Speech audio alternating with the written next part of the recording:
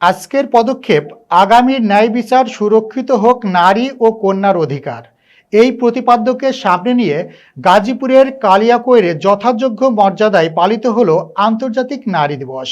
Staff reporter Delwar Sikdar জানান, এ উপলক্ষে কালিয়াকৈরে একটি বর্ণাঢ্য র্যালি বের করা হয়।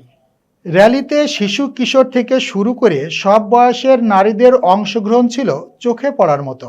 র্যালিতে কালিয়াকৈর উপজেলা চত্বর প্রদক্ষিণ করে উপজেলা পরিষদের হলরুমের সামনে এসে শেষ হয়। এরপরে উপজেলা পরিষদের হলরুমে আলোচনা সভা অনুষ্ঠিত হয়।